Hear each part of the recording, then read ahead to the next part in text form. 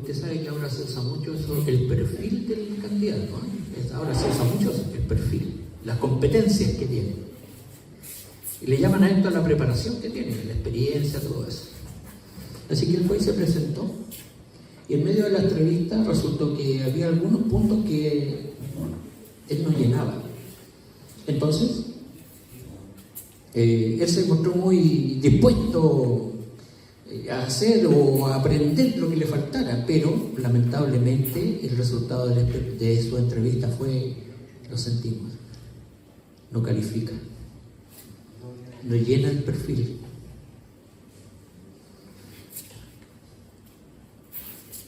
Esto también pasa en el ministerio pastoral.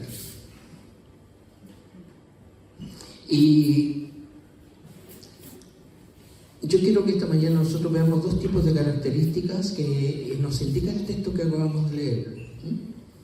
Las necesarias para ser constituido ministro del Evangelio y las que lo invalidan como ministro del Evangelio. Así que antes de entrar al tema vamos a aclarar algunos términos. Por ejemplo, obispado. Si alguno anhela obispado, ¿cierto? Y esto no se refiere a un gobierno monárquico, este tipo de gobierno piramidal. Esto se desarrolló en la iglesia después, pero al principio no era así. Después se desarrolló esta forma piramidal de gobierno donde hay una cabeza y los demás para abajo van subordinados, pero en el principio no fue así.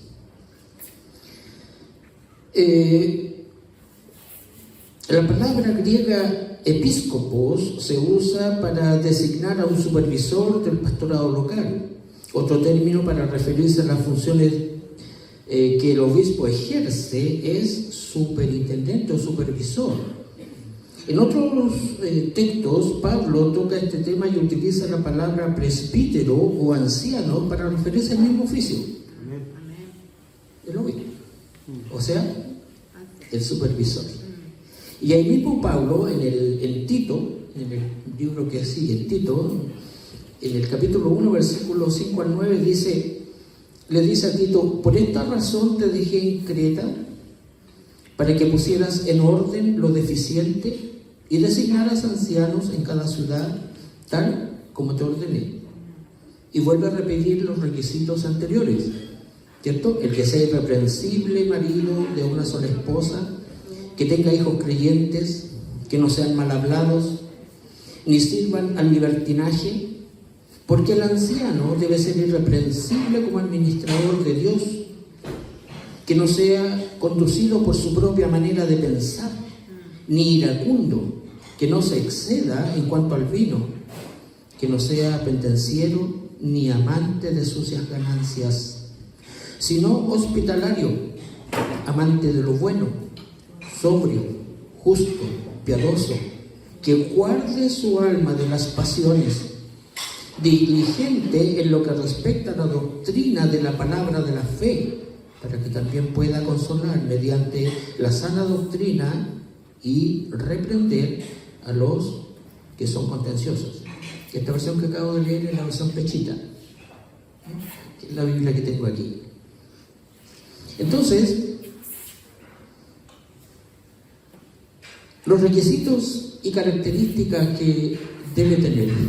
Vamos a juntar pastores, ancianos, presbíteros, obispos, lo vamos a poner todo en una palabra: ministro del Evangelio. ¿Ya? Entonces ahí vamos a poner todos estos ministerios: ministro del Evangelio. Entonces, las características necesarias que este ministro debe poseer como primer lugar. Si alguien quiere ser obispo, pastor, si alguien quiere ser ministro del Evangelio, buena cosa desea. Quiere algo bueno. Quiere enseñar, quiere ser un expositor de la palabra, un edificador de la palabra. Si alguno desea esto, desea algo bueno. Pero hay requisitos. Hay requisitos como en todas las cosas. Entonces, no todos poseen los requisitos. Primero, debe ser irreprensible. ¿Qué significa esto? Que nadie pueda hablar algo de él, que tenga una conducta intachable. que los que lo conocen den fe de que es una persona correcta, que su vida es recta, irreprensible. Luego, marido de una sola mujer, que aquí el tema se complica. Porque, discúlpenme, pero hay ministros divorciados y casados de nuevo. Y el matrimonio, cuando uno va al registro civil, el oficial civil le dice, este es un pacto entre un hombre y una mujer. Y los dos firman, es un contrato. Y los dos firman el contrato. Y un contrato se puede terminar cuando usted lo guste. Porque basta que no esté de acuerdo uno de los dos y firman y disuelven el contrato. Pero el matrimonio no es un contrato. El matrimonio delante de Dios es un pacto. Y los pactos se invalidan solo con la muerte de uno de los pactantes. No basta separar los caminos. No, tiene que morir uno de los que pactó para que el pacto quede invalidado o se termine el pacto. Por eso que dejará el hombre a su madre y a su padre y se unirá a su mujer y serán una sola carne. Lo que Dios unió no lo separa el hombre, no puede separarlo el hombre. Así que el que se ha casado, se ha divorciado por cualquier circunstancia y luego se casa de nuevo y pretende ser ministro, no puede. Porque su primer matrimonio, mientras viva la primera esposa, él técnicamente sigue casado. Así que eso lo convierte en un bígamo. Bendito sea el Señor. No vuelto a casar, no un adúltero.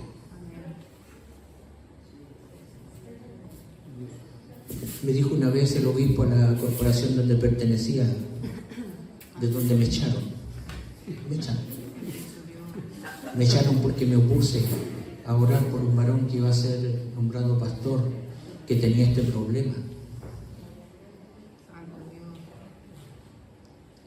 Su hijo era pastor y lo nombraron presbítero y tenía el mismo problema. ¿Saben lo que pasó? Cuando lo llamaron al presbiterio nos hicieron pasar a todos los pastores adelante para ungirlo. Entonces dijeron, pasen. Y hicimos un círculo, un semicírculo.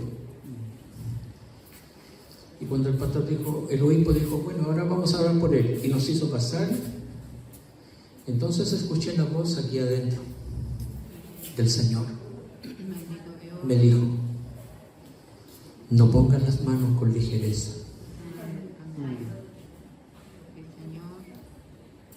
No te hagas partícipe de pecados ajenos. Mantente puro. Así que me quedé parado allí y no pasé. Esto me costó la expulsión.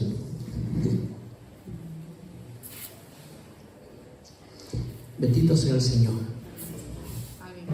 Porque alguna vez el mismo obispo me dijo que yo tenía que ser un poco más tolerante con estas cosas, porque me dijo, como usted no tiene ese problema, pero otros lo tienen.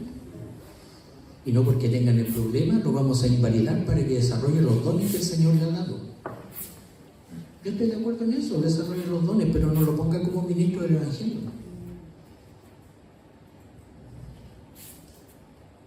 Porque el que escribió la malla es el Señor. Y si no cumple, el Señor no le va a hacer, ya no importa.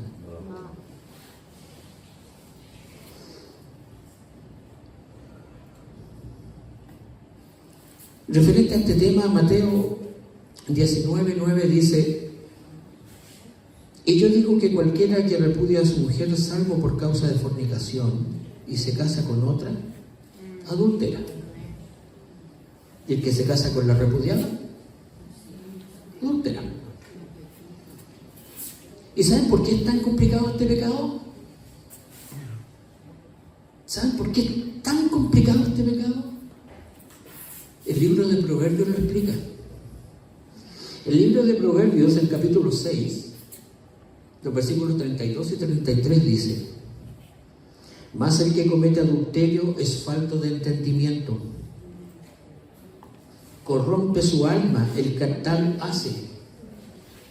heridas y vergüenza hallará, y aquí viene lo otro, y su afrenta jamás será borrada. Nunca se borrará. Siempre estará en el recuerdo de todos los que lo conocen lo que hizo.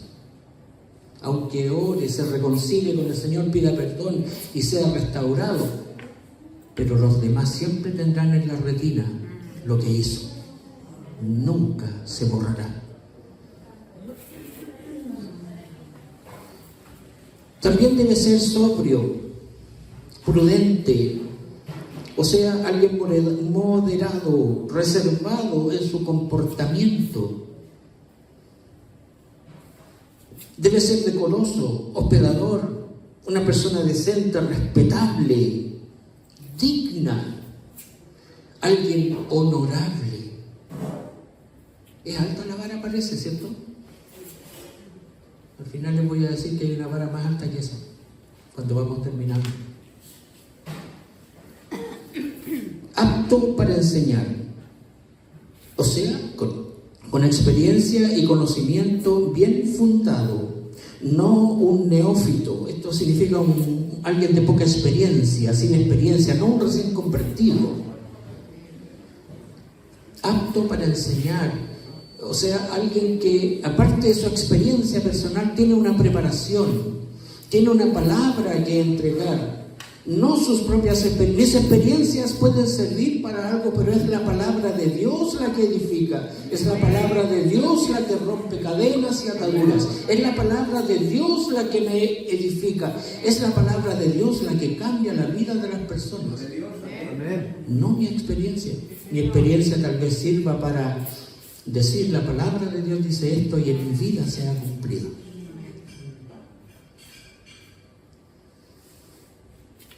Que tenga revelación en este conocimiento de la palabra. Bueno, yo hago clase, me tocó este año, hago exégesis y hermenéutica. Me gusta esto porque la exégesis es cómo piensa, cuál es el pensamiento del autor. Y la hermenéutica, cómo yo tomo ese pensamiento y lo aplico en nuestro tiempo. En pocas palabras, ¿no? Pero la palabra de Dios no está prisionera, es viva y eficaz, siempre viva. Porque yo pensara hermenéuticamente, en mi familia nunca había llegado al Evangelio. Bueno, en ese tiempo todavía no estudiaba. Cuando conocí al Señor, mi esposa y yo nos íbamos a separar por causa del Evangelio. Por causa del Evangelio. Ya sé que sí sé cómo insoportable nuestra situación de vida y decidimos separarnos. Y yo me iba a quedar con mi hijito más grande y ella se iba a quedar con el que está en camino, porque no me podía hacer yo cargo de la guaguita que venía en camino, no habría sabido cómo. Entonces, leyendo la palabra, leí: cree tú y serás salvo tú y toda tu casa. Entonces, cuando lo toma en contexto, se lo dijo al carcelero, bajo determinadas circunstancias, por una situación específica, y ese es el contexto histórico. Pero cuando yo leí esa palabra se prendió dentro de mí. Era como que estaba embarazado esa palabra. Entonces en la iglesia me decían: ¿y usted viene solito, no viene con su esposa? No, le decía yo, pero ella va a venir porque la palabra del Señor dice, y siempre declaré esa palabra.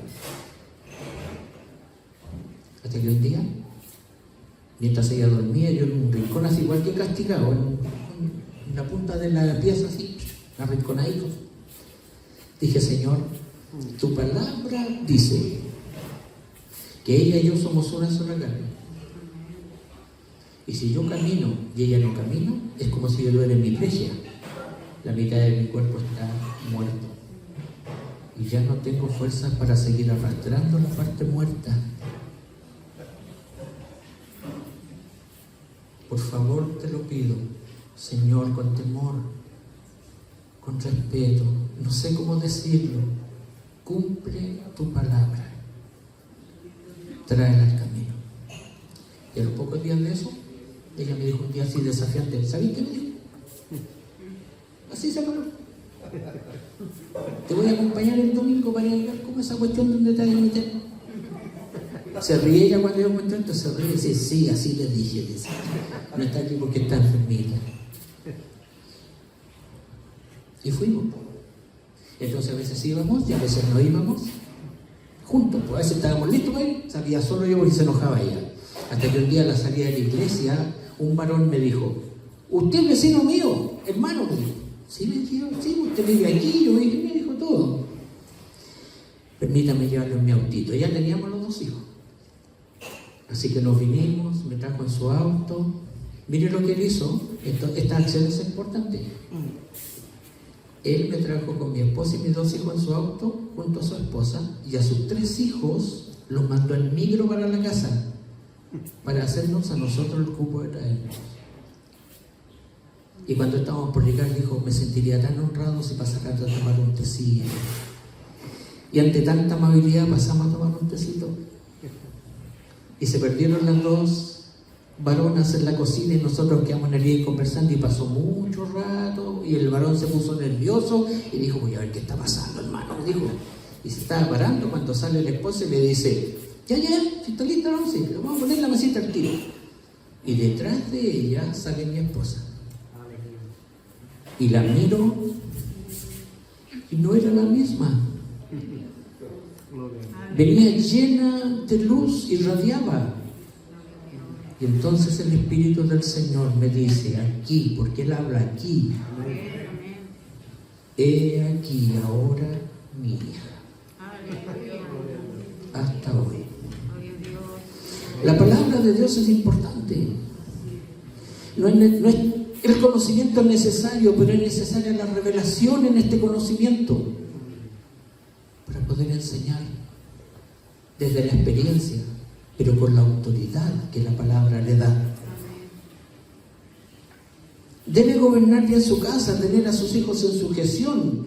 Si no sabe gobernar su casa, ¿cómo gobernará la iglesia? Gobernar bien su casa, tener sus hijos en sujeción. ¿Y qué es gobernar la casa? Darse el tiempo con mi amado. Darse el tiempo. No puedo hablar por experiencia de otros, pero puedo hablar de mi experiencia. Jamás me dormí, aunque estuviera muerto y cansado de mi trabajo, sin escuchar a mi esposa las cosas que quisiera decir de cómo fue su vida.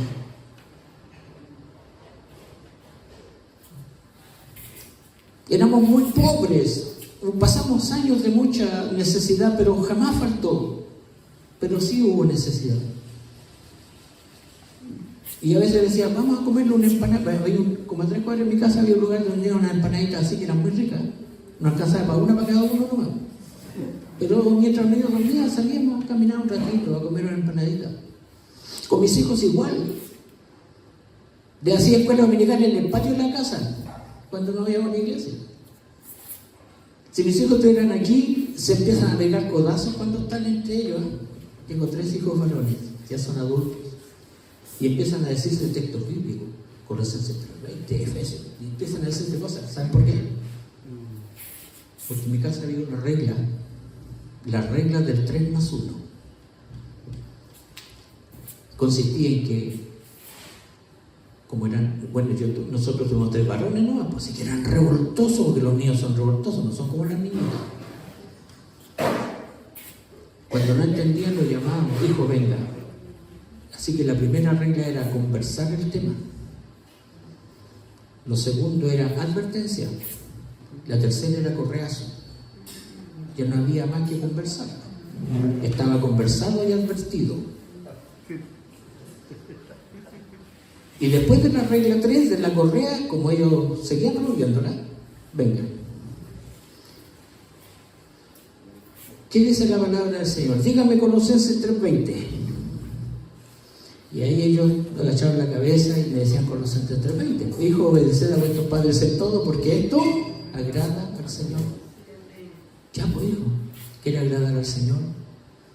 ¿Quiere que un día la mano de Dios lo prospere? Honra a sus padres. Y obedecer es honrar. Ellos se criaron así. Es importante esto, que gobierne bien su casa, que tenga a sus hijos en sujeción, porque herencia de Yahweh, disculpe Jehová, la herencia de Yahweh son los hijos. Y el que pierde a sus hijos ha perdido su herencia.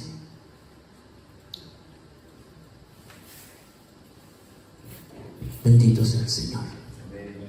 El que pierde a sus hijos por causa de su negligencia ha perdido su herencia. Si alguno anhela obispado, buena cosa desea, pero antes que pastorear la grey, es pastor de su propia familia, es pastor de la corderita que Dios le dio y de los hijos que están a su lado. De allí es pastor primero, porque de ellos va a dar cuenta.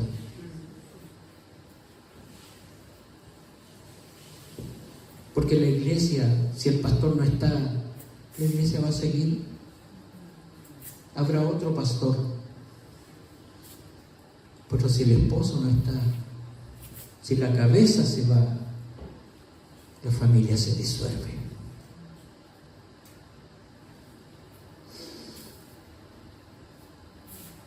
Características que no debe tener como segundo lugar, ¿no? Que lo inhabilitan, no dado el vino, no un bebedor ¿cómo se llama? Habitual, no un borracho. Bueno, aquí en nuestra cultura chilena no se bebe vino en las iglesias evangélicas, en la mayoría, ¿no? En la Argentina se siente un grupo de pastores mortal, ponen la botella de vino al tiro y se van a misa. Pero lo toman con soda, con mineral, agua. En lo personal yo no encuentro nada de malo en eso. Lo considero que, como dice la palabra del Señor, es la embriaguez la que no debe ser. Pero no un bebedor, no uno que bebe siempre. Como una abuelita que conozco me dice, ¿qué? Si mi marido era profesor de la escuela dominical y después salía con el hermano Raúl no sé cuánto. Lo nombra ella. Y después llegué desde pasaban allá al bar de la no sé cuantito una señora y después salían cantando los dos con la isla de abajo el brazo, muy apoyados uno en el otro por ahí, y salían cantando himnos de la cantina. Es una abuelita que... ¿Así es?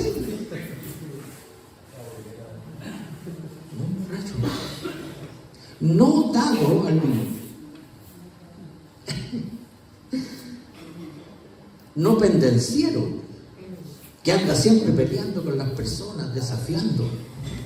Yo no sé, yo creo que ustedes también han visto, yo he visto pastores desafiarse a disquera y a pararte, tú, con garabatos de grueso calibre, desafiarse a pelear. O ante cualquier cosa que no le parezca, así se ponen en serio y ya, ¿y qué va a pasar con eso entonces? ¿Ah? ¿Así? No, pues no debe ser un pendenciero. A veces es más valiente el que guarda silencio que el que responde. Y la palabra del Señor dice que el que recio se suena, saca sangre. Pero la blanda respuesta aplacará. Bendito sea el Señor.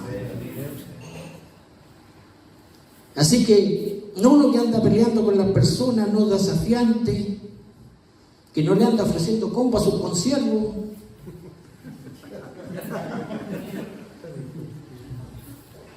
Que cuando va a jugar a pelota con los hermanos, hay iglesias que hacen campeonatos de fútbol, y el hermano le pega una patada y lo sale persiguiendo, pues lo anda siguiendo por toda la cancha para devolverle la patada. No, esas personas no.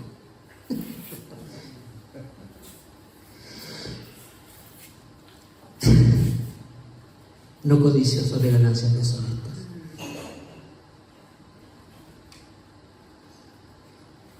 Hace unos años pasé a visitar a un famoso pastor todavía es famoso. Trabajé con él en mi juventud. Lo pasé a visitar a su oficina. Me dijo, ¿qué estás haciendo ahora, hijo? Tenía esa costumbre de decirme, hijo.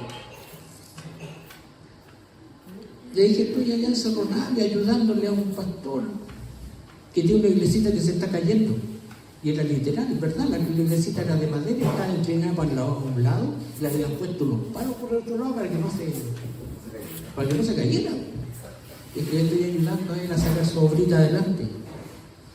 Me miró, sentado en su escritorio, abrió el cajón, sacó un sobre, sacó dinero del sobre, no poco dinero, era bastante dinero para la época. Me dijo, mira, esta es una ofrenda. Una hermana que el Señor ha bendecido viaja al extranjero y ha traído esta ofrenda para su pastor. Y contó delante mío la plata. Luego le echó en el sobre y me dijo, guardó la plata. Me dejará encima. Era para mostrarlo más. Y me dijo, déjate de andar ayudándole a otros. Dedícate tú solo a esto. Esto es lo que deja, hijo.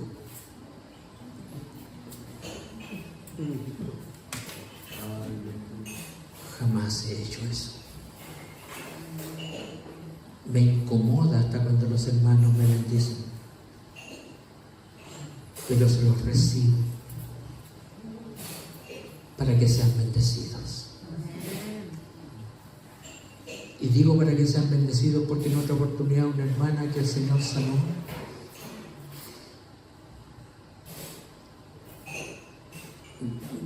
aquí en la costa, allá en Isla Negra, donde estuve 2 años asistiendo a unos ancianos.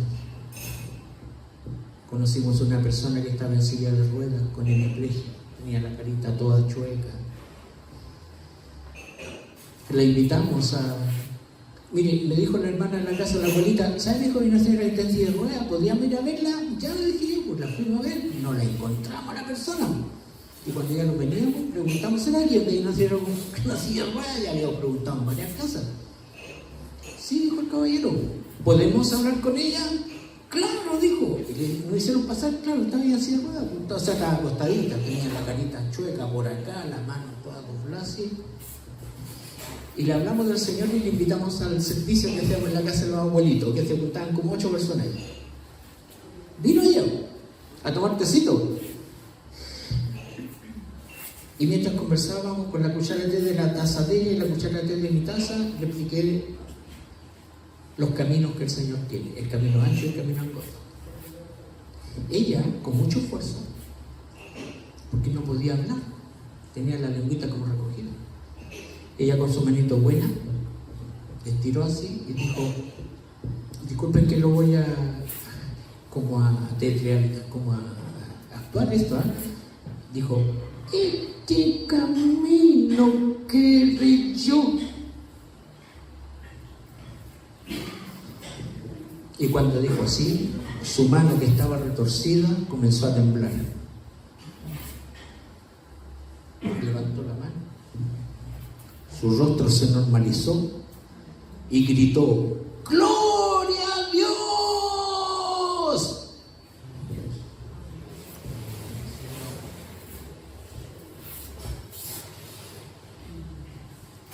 Pero no se levantó de la silla de ruedas. Bueno, ella le regalaron una caja de pescado una vez, vendió los pescados y ese que iba todos los martes, parece, o miércoles. Cuando llegué me dijo, me regalaron estos pescados y yo esta ratita lo quiero bendecir. Ella andaba en su silla de ruedas a todos lados, le predicaba a todo el mundo en Isla Negra. Yo, que sabía la necesidad de ella, dije, no, hermana, le dije, usted tiene más necesidades, ocúpelo usted. Incluso nosotros la bendecíamos a ellos. Pero el Señor me dice, recíbele. No le quites su bendición. le recibí, hermano. Con el dolor de mi corazón lo recibí. Pues Dios la bendijo. Después la municipalidad tomó su casa. La mamá tenía un sitio allá, lo obligaron a la mamá a darle la herencia en vida, y la municipalidad le construyó una casa hecha a la medida de ella para sus necesidades. ¿Sí? Aleluya. Me estoy desviando un poco el tema, ¿no? Pero bueno, tocante al dinero, no codicioso de ganancias deshonestas, que no anda por amor al dinero, porque ¿saben qué? El que toma el evangelio por negocio va a tener el infierno como ganancia.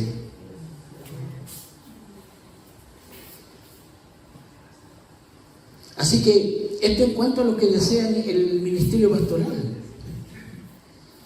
Pero ¿qué hay de los que están en el ministerio hoy, pues? ¿Cierto? Y que no califican para este oficio. Porque encontramos de todos ministros del evangelio que son ministros porque eran buenos hermanos, dadivosos, porque regaló un terreno para la iglesia, porque era hijo del obispo. Se murió el papá que era pastor, le pusieron a él como pastor. Pero ¿está el llamado? ¿La confirmación de su llamado? No es suficiente con desearlo. Tiene que reunir estos requisitos. Ministros que golpean a sus esposas. ¿Conocen algún pastor que le pega a la esposa?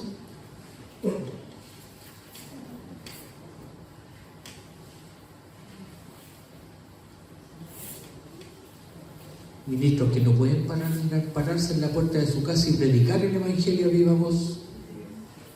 No pueden, porque los vecinos lo conocen.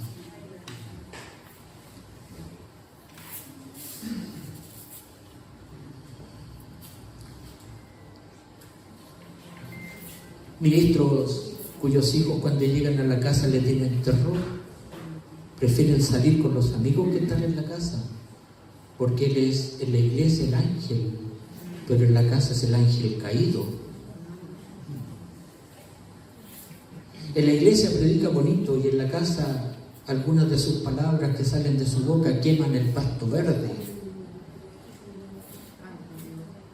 Ministros del evangelio que no le dan honor a la compañera que tienen al lado. Fíjense que Pedro, en el capítulo 3, versículo 7, dice: vosotros maridos igualmente vivid con ellas sabiamente, dando honor a la mujer como a vaso más frágil y como a coherederas de la gracia de la vida, para que vuestras oraciones no tengan estorbo. Gloria a Dios. Porque cuando el marido trata mal a la esposa, se está tratando mal a sí mismo. Nadie trata mal su propia carne.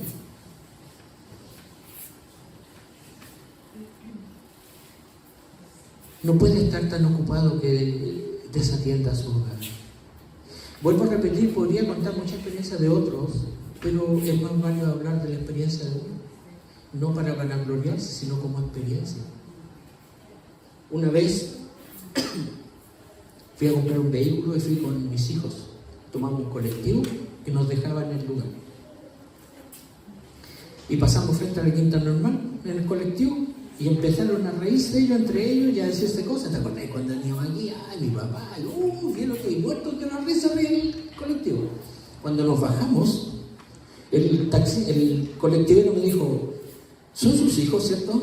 Sí, le dije yo. Me dijo que tienen muy lindos recuerdos, sí, lo felicito. Es que, hermano, miren, yo me iba a las 6 de la mañana al trabajo, llegaba a las 4 de la tarde a la casa, me almorzaba. Si mis hijos estaban ahí, echábamos 4 manzanas en una mochila, una botella de jugo, íbamos a la Quinta Normal, a jugar, a pasarlo bien. Siempre me di el tiempo de hacer esas cosas. por cansado que estuviera. Hoy es el fruto. Hombres de bien, cristianos, no perfectos, pero cristianos, perseverantes, de su casa a su hogar, su esposa, sus hijos, su trabajo, sin vicios.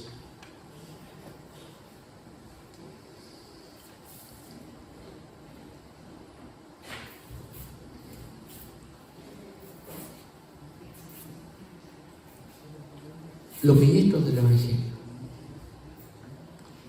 Conozco tantas historias tristes.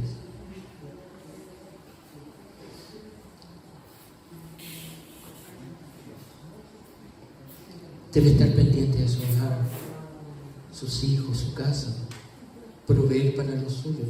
Algunos están tan metidos en las cosas del Señor, no sé si decirlo entre comillas, que no tienen tiempo, ni siquiera para proveer su casa. Y cuando hace eso, ha negado la fe, porque es peor que el infiel, porque el que no provee para su casa es peor que el incrédulo, porque niega la fe que dice tener. Bueno, en fin, ¿no? La lista es larga de todas estas cosas, pero aquí cabe preguntarnos, ¿por qué la iglesia está como está? ¿Por qué hay tanta división en la iglesia? ¿Por qué tantos pensamientos distintos, tantas corrientes de pensamiento? Tal vez porque no se ha puesto cuidado en esto, de que el que anhela un obispado, buena cosa desea, pero debe cumplir los requisitos. Si no cumple los requisitos, no puede ser. Tiene que cumplir los requisitos. Porque los requisitos los puso el Señor. Alguien dice, no, que a mí me llamó el Señor. Yo conocí uno así, vivía con una mujer que no era de él, con hijos que no eran de él, y según él, el Señor lo estaba llamando a ser pastor. Hasta que formó la iglesia y se hizo pastor.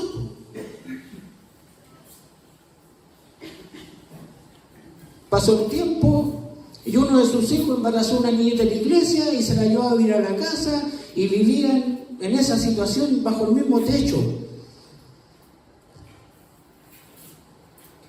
No, hermano, los requisitos los puso el Señor. Y si alguno no cumple los requisitos,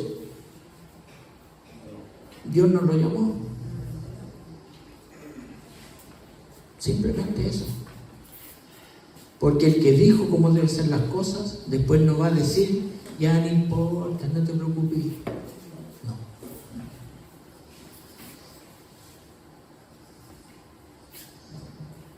Así que, mis amados hermanos,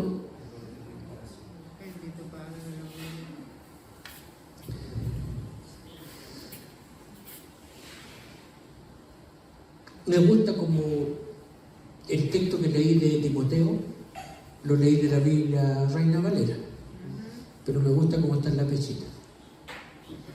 La pechita dice, primero, titula arriba, condiciones para llegar a ser dignatario. Así lo titula la versión de la Biblia Pechita. La Biblia Pechita es una versión de aramea, del arameo. Condiciones para llegar a ser dignatario.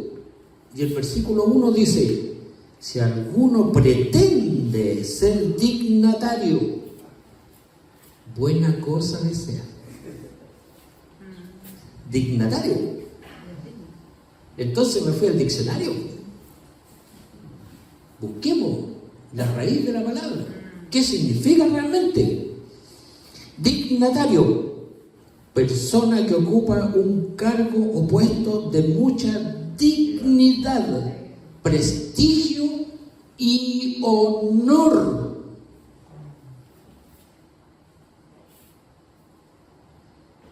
Porque el que ocupa este puesto está representando al que lo mandó,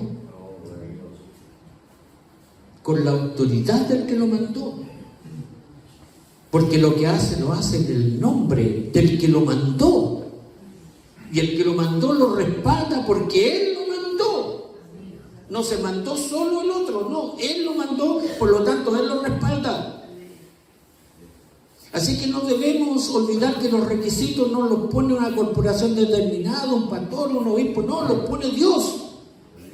Y si alguno quiere servir ahí, tiene que cumplir los requisitos que Dios ha puesto. Y si todos pusiéramos cuidados en eso, pusiéramos cuidado en aquello, qué distinta sería la iglesia. Seríamos realmente como el Señor quiere que seamos. Una mente, un corazón, un propósito, un solo amor entre todos. Algunos piensan que ser pastor les va a dar, no sé, la dignidad del cargo. No sé. A veces me han echado de alguna iglesia, lo que les digo, ¿hay algún enfermo aquí en la iglesia? No, ¿qué pasa en los enfermos? ¿Hay algún hermano o hermana que cuando ora sanan los enfermos? Venga. Usted ore por los enfermos. Y se han enojado algunos pastores por eso, ¿sabes? Yo soy pastor aquí, pues. Él será el pastor, ¿no? Pero al que le dio el don de sanidad a la hermana, pues no a él. Porque él está para supervisar, para cuidar el rebaño. Pero dentro del rebaño están los que tienen las otras herramientas para servir a los que están en el rebaño.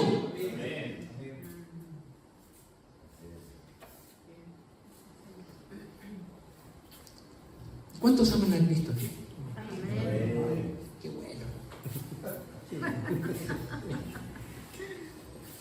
Padre,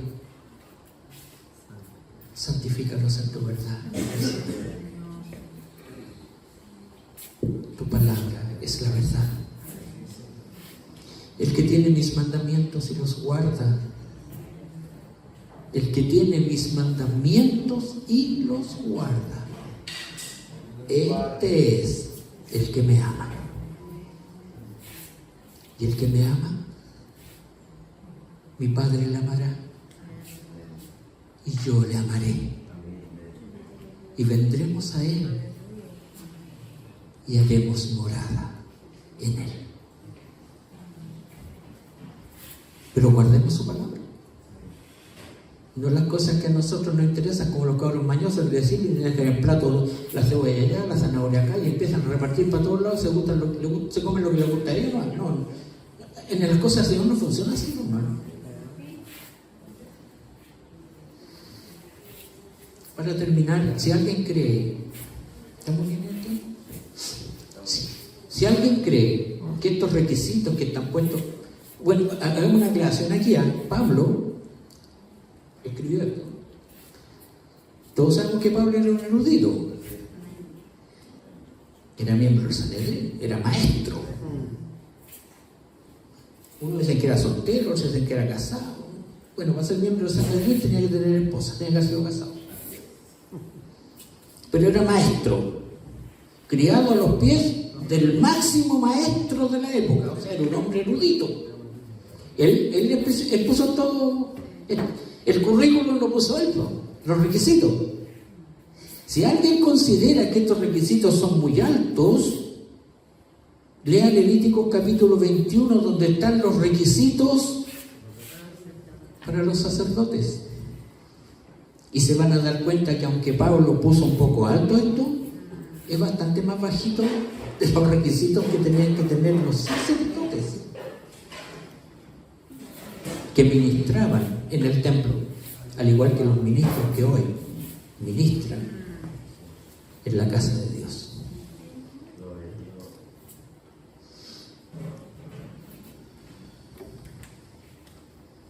Voy a invitarlos a orar un momento.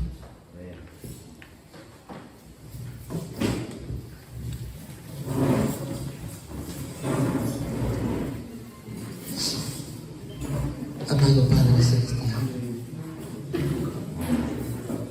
bendito eres tú, Señor Dios Todopoderoso. Aleluya. El que eras, el que eres y el que ha de venir. El Todopoderoso, Rey de Reyes, Señor de Señores. Gracias, Señor, por tu palabra. Alumbra los ojos de nuestro entendimiento. Amén. Señor. Amén. No apartes de nuestras vidas tu Santo Espíritu. Guíanos por sendas de justicia, Amén.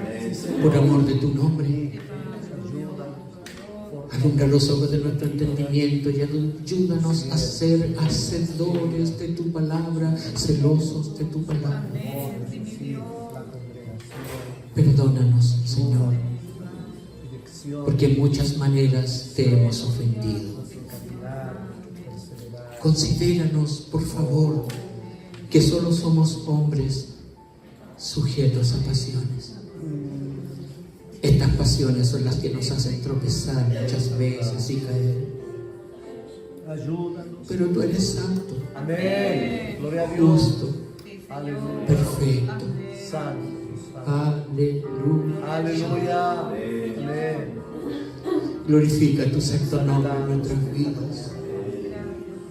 Aparta nuestros corazones de las cosas que empañan tu gloria. Aleluya. Oh, gloria. Danos, Señor, revelación en el conocimiento de tu palabra. Amén. Perdona nuestros pecados, como nosotros perdonamos a aquellos que nos ofenden. Bendito eres tú, Sí, Rey de reyes, Señor de señores. Aleluya, a ti que estás sentado en tu trono sublime. Aleluya, y al Cordero que fue puesto en sacrificio. aleluya. Sea toda honra, gloria y alabanza, poder y sabiduría por toda la eternidad. Bendito eres tú, Señor Dios Todopoderoso. Toda la tierra está llena de tu gloria. Los cielos cuentan la grandeza de tu poder. Porque tú vives, nosotros vivimos. Separados de ti nada somos, nada podemos hacer. Y si en otros tiempos, Señor, vivimos aflicciones, hoy las cuerdas nos cayeron en lugares deleitosos y es hermosa la heredad que tú nos has preparado. Aleluya.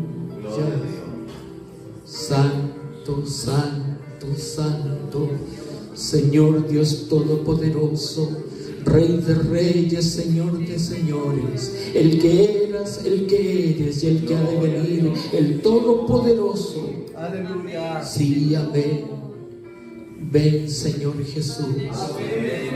Aleluya, sí, amén. Ven, Señor Jesús. Los que amamos tu venida, te estamos esperando. Gracias, Padre, en el nombre de Jesucristo, mi Señor. Amén. Gracias.